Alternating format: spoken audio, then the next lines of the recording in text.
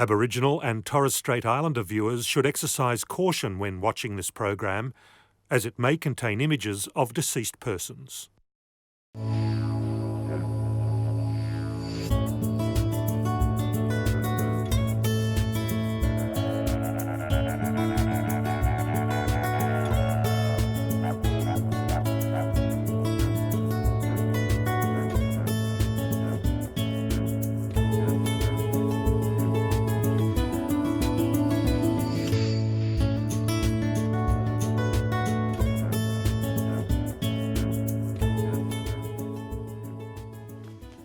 Kaya Wanji, Nya Querl, Neil Coyne. And I'm Michelle White. Welcome back to Noongar Dandjoo, a program that brings you stories and people from Noongar country. On tonight's episode, we will head over to Fremantle to visit the Roundhouse, the oldest building in Western Australia, and we'll meet talented musician Joel Davis. We'll also revisit the issue of Indigenous deaths in custody and learn about Step Forward, a program that's trying to heal the relationship between the Aboriginal community and police. But first, if you're heading out to the Western Australian wheat belt, there's something very special at Northam you've got to see. It's called Bilyacourt Budja, and this fantastic new multi-million-dollar centre has just opened its doors to the community as a place to celebrate and share Noongar heritage and culture.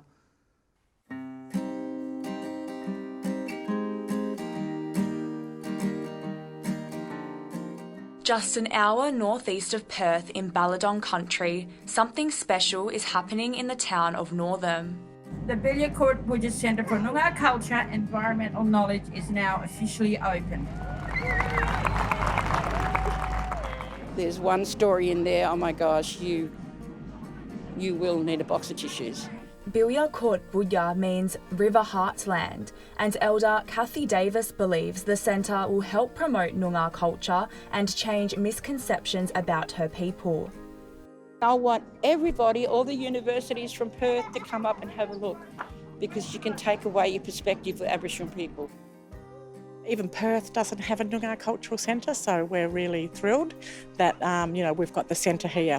Centre Coordinator Michelle Winmar is especially proud that Noongar elders have been involved in every aspect of the design of the new building.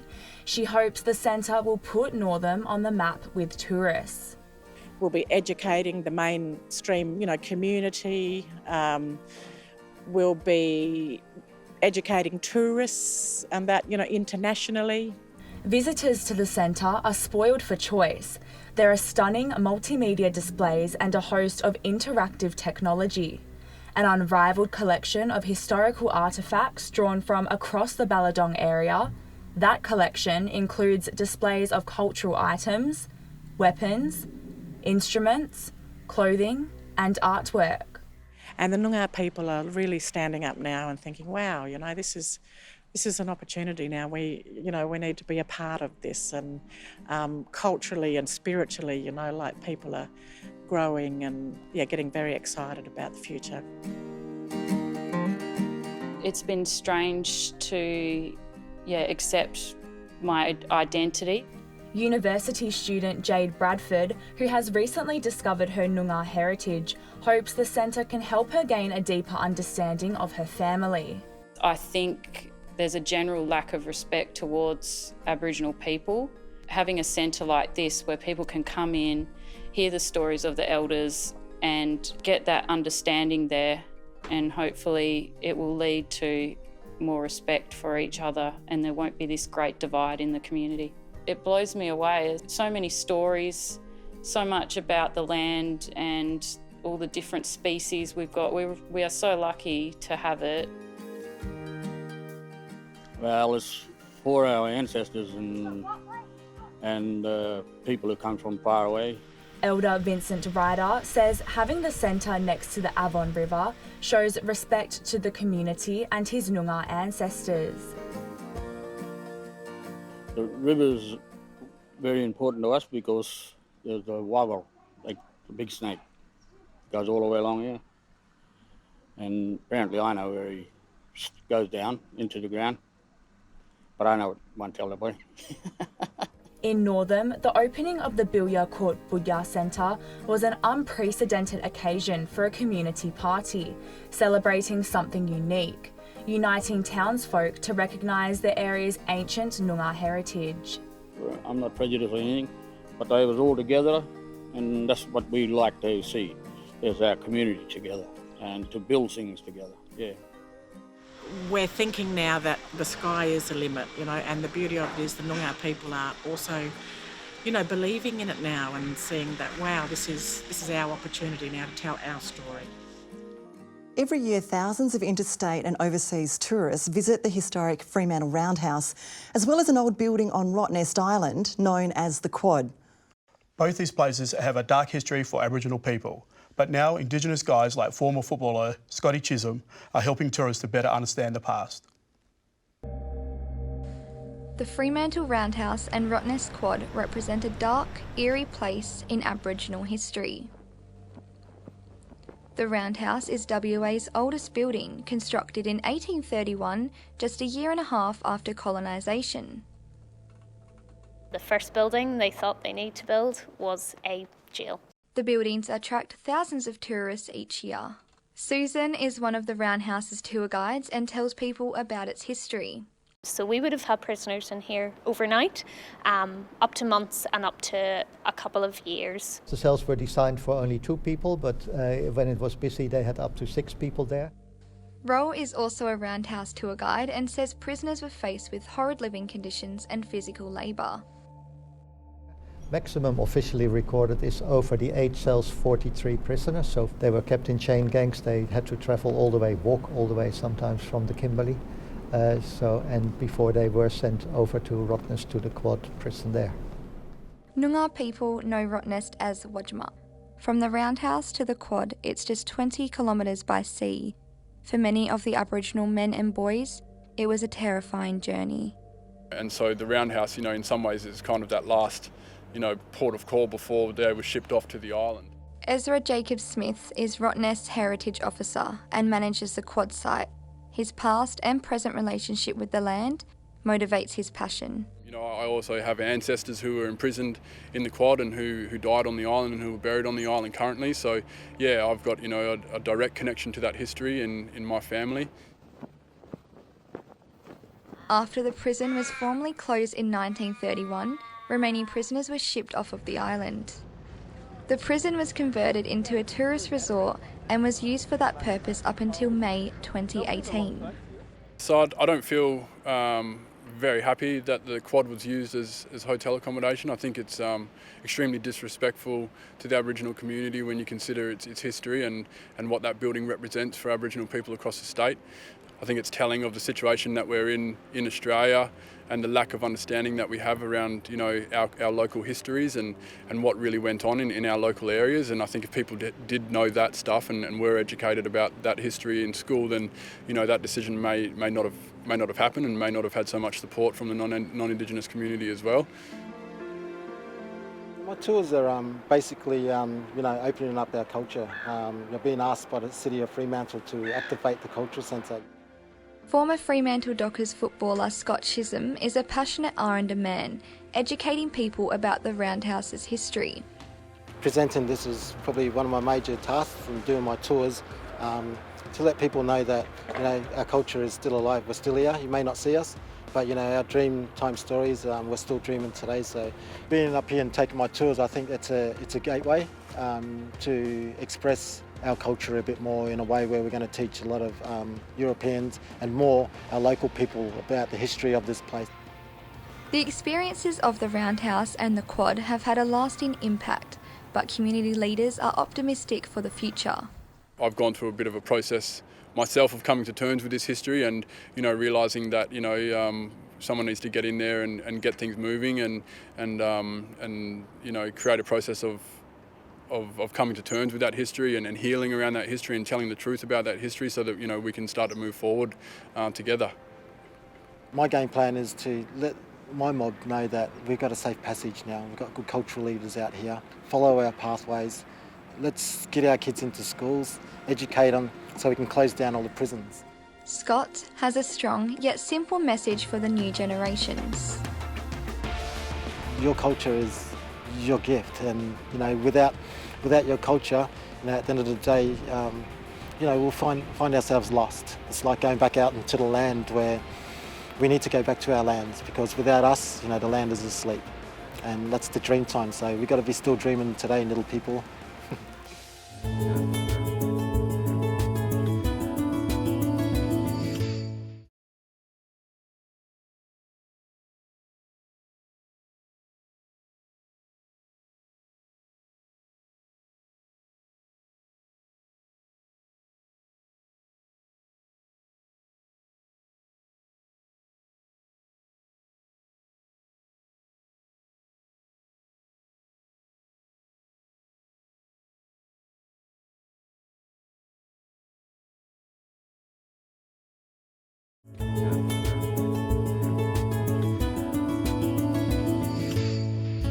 Over the past decade, more than 140 Aboriginal people across the country have died in police custody, with Western Australia recording more deaths than any other state or territory. It's a shocking statistic, but one organisation more than any other is leading the fight to stop it happening: the First Nations Deaths in Custody Watch Committee. John Pat Day is an event organised by the WA Deaths in Custody Watch Committee. It's the 35th anniversary of the death of John Pat, who was just 16 when he died in police custody. In 1991, a Royal Commissioner said his death was a nationwide symbol of injustice and oppression for Aboriginal people. And I've seen a lot of my people die in custody. You know, I've spoken at funerals.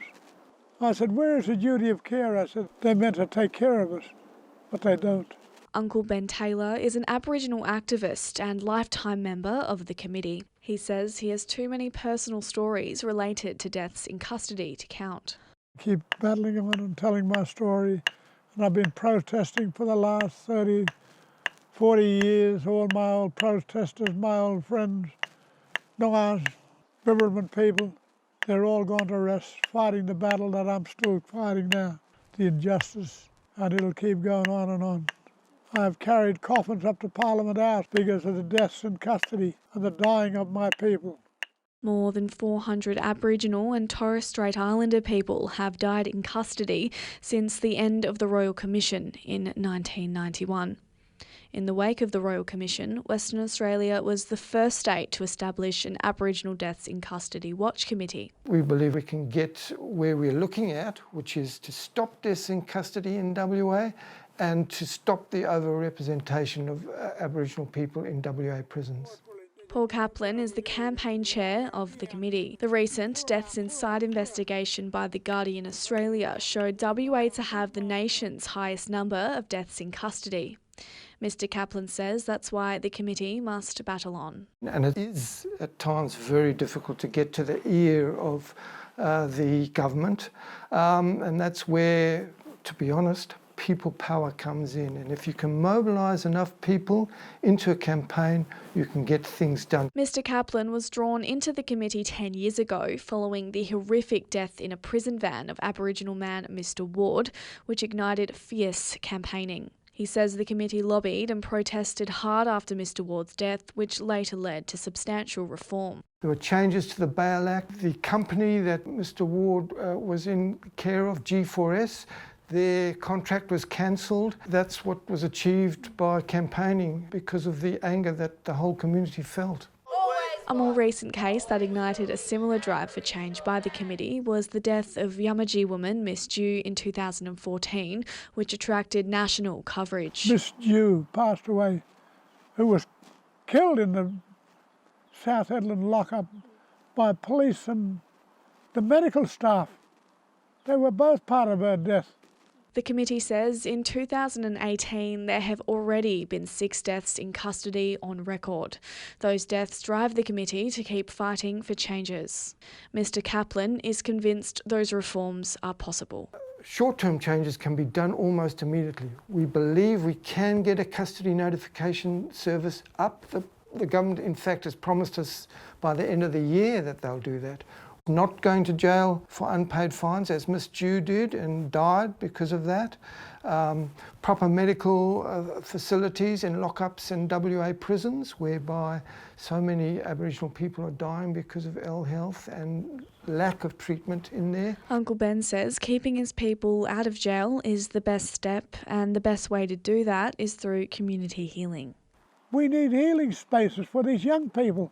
In prison we need more communities Don't build jails, build communities where they can go out and work and get our group therapy from us elders. There are more long-term issues that will take time, that question of racism in our society and how we deal with that, the intergenerational trauma that many Aboriginal families have to endure, and the poverty and the homelessness are more long-term. But there are definitely immediate changes that take place that will save lives, that will stop most, I would say, deaths in custody. The Deaths Inside investigations showed, despite the horrific number of deaths in custody since the Royal Commission, there has been a decrease.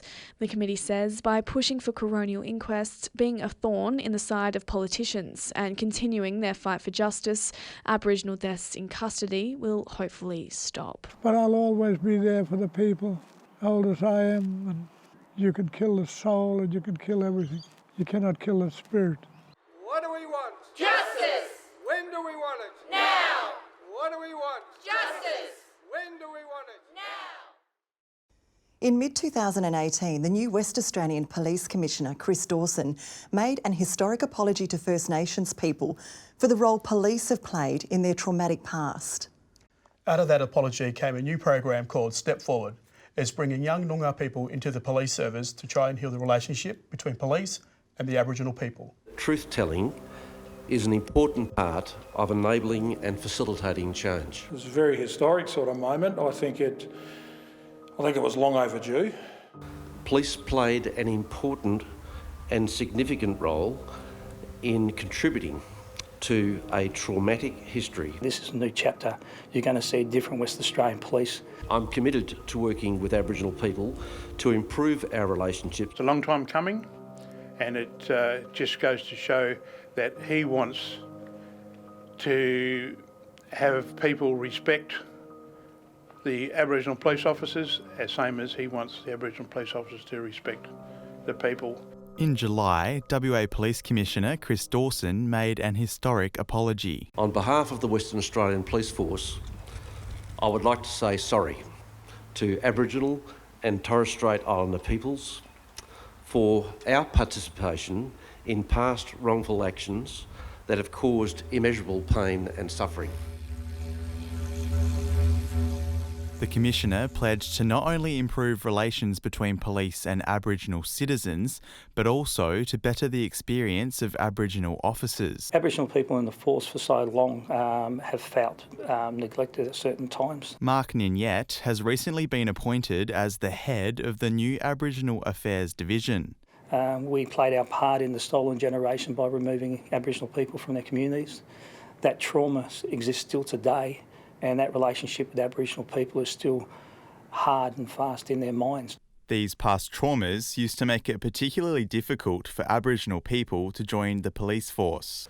When I first entered the police force 42 years ago, it was nothing like now. Johnny Hart has just retired after 42 years in the force. From what I've seen with other Aboriginal police officers, the work culture has changed for the better. Not only did Johnny find it hard working in the city, but also when working in different country. The Yamatji people up there, different to Noongars, and I don't think they appreciated having a Noongar telling them what to do, but they didn't have any Yamatjis to come in and take my place. One commitment Chris Dawson has made is increasing representation within the force. We've got 170 Aboriginal officers that currently are Aboriginal staff, employees. Of that, they represent about 2.1% of the agency. The Commissioner, I know, is not setting targets, but I know he wants greater numbers than 3.6%.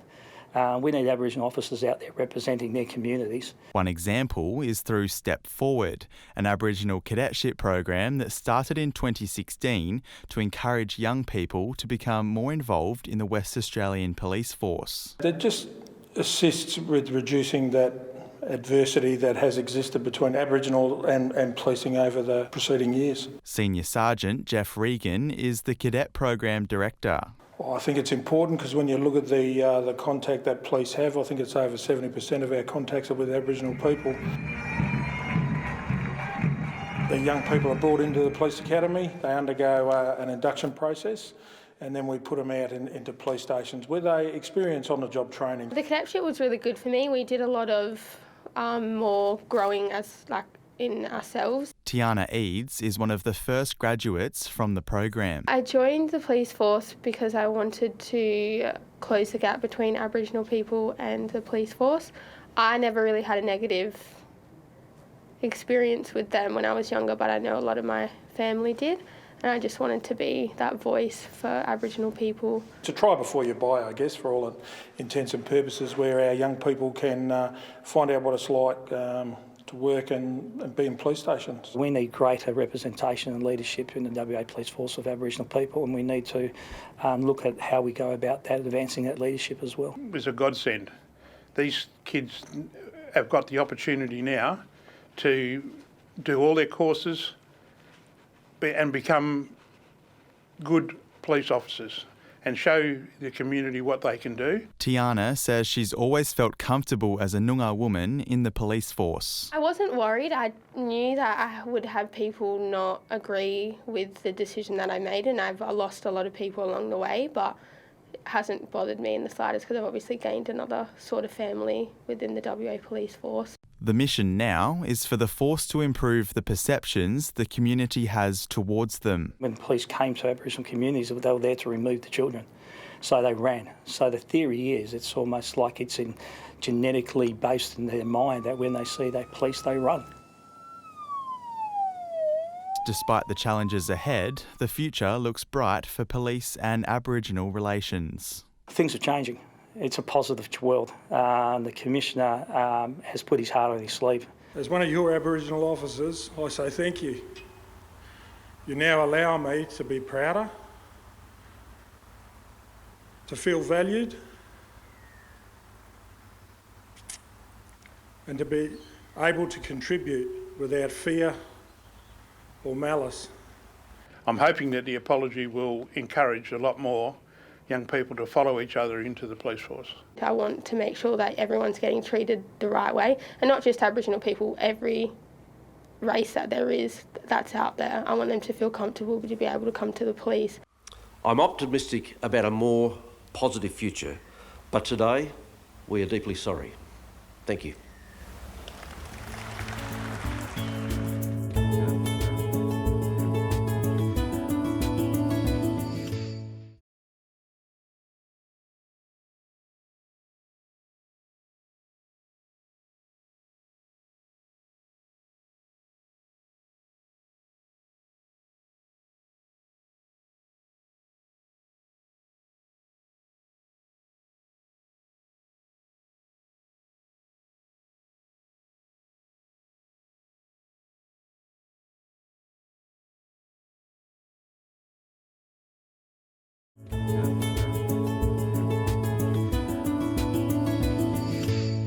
To her friends and family, Helen Nelly is known as Ing, and she's had a truly remarkable life.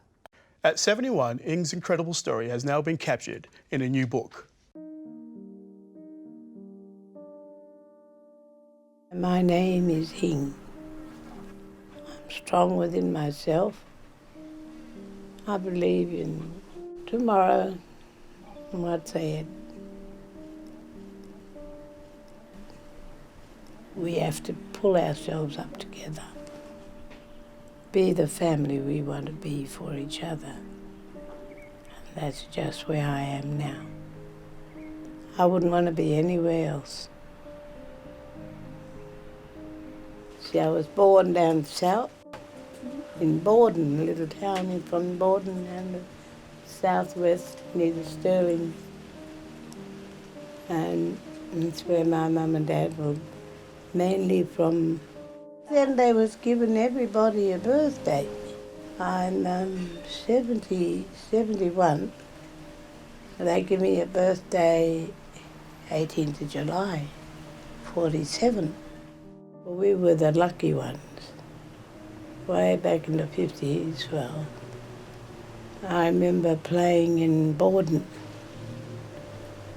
And that's the first time the Noongar citizens' rights come into view, but they didn't like them having their little kids around.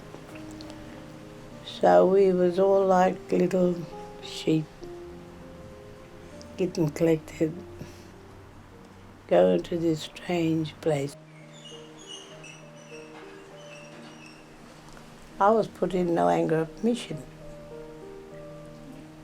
I remember jumping off the truck and standing looking.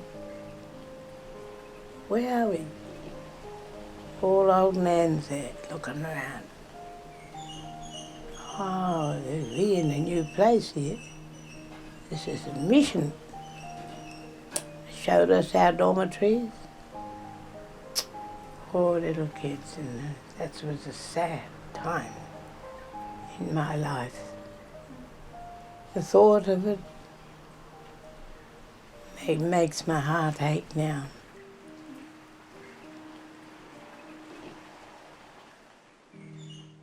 Then the first time I was 5, only one of those little girls. But everybody we sort of a family, we all stuck together. We knew from different families, but we owned each other, our sisters and brothers, even now in real life.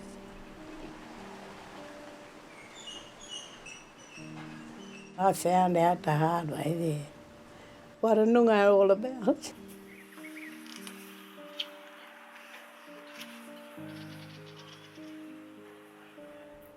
It's something in life that I just sitting down thinking one day, and I met my friend Margaret. You know what, sis? You know what I like to do? She's a white girl. I like to tell a story. That must have been what she was waiting for, because she helped me. She's a brilliant storyteller, and at times I would be laughing so much that I just didn't want to laugh anymore. It was too painful. But at other times, when she touched on some particularly tragic elements of her life, we cried together. But I felt very privileged that she entrusted me to tell her story.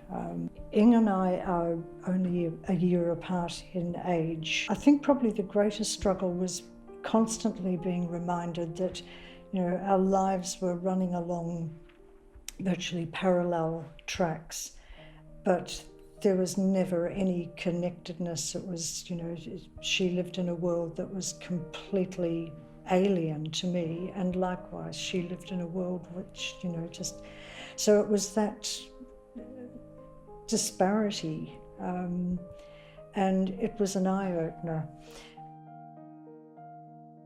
We're very close, yeah. She's adopted me as her sister, and there's just a very, very comfortable, very close relationship. And I think that when you share so much of someone's life with, or that they're sharing their life with you, it would be very difficult not to become close to them.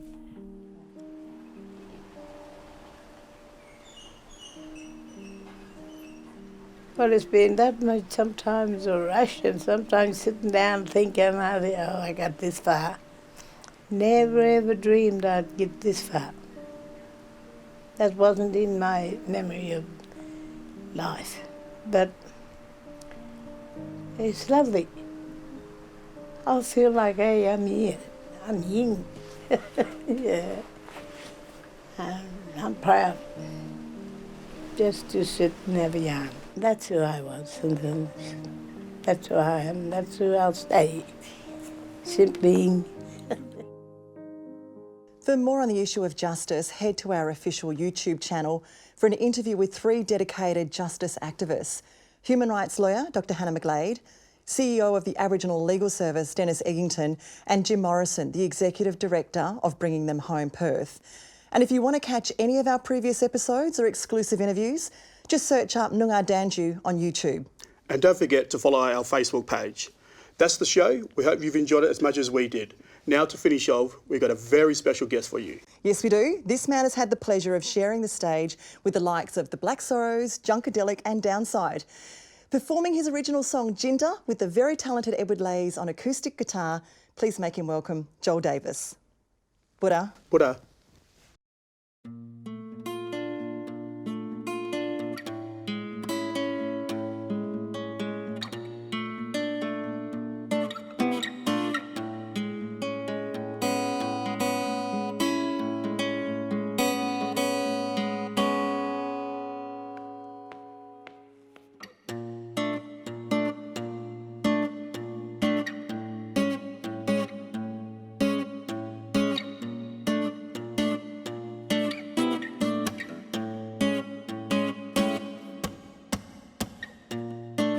Wishing upon a gender and robbery around the earth.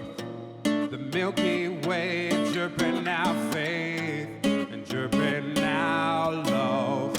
Mijao, mijao, ko. Mijao, mijao, ko. Mijao. Yeah, hey, hey. Yeah, hey, hey. Yeah, hey, hey. Yeah, hey. Wishing upon a gender and robbery around the earth. The Milky Way dripping our faith and dripping our love. Mijao, mijao, ko. Mijao, mijao, ko.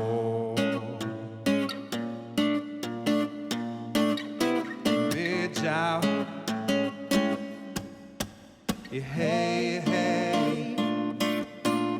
Yeah, hey, hey. Yeah, hey, hey. Yeah, hey.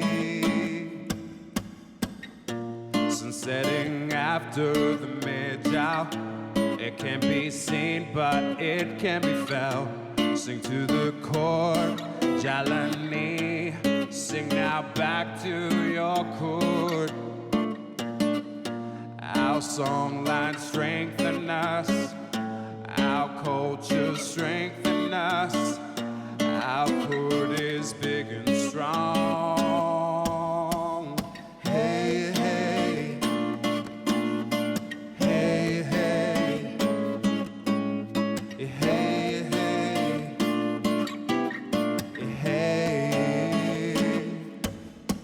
Strong, strong. Love keeps dripping. Strong, strong. Chord keeps working. Strong, strong. Love keeps dripping. Strong, strong. Chord keeps working.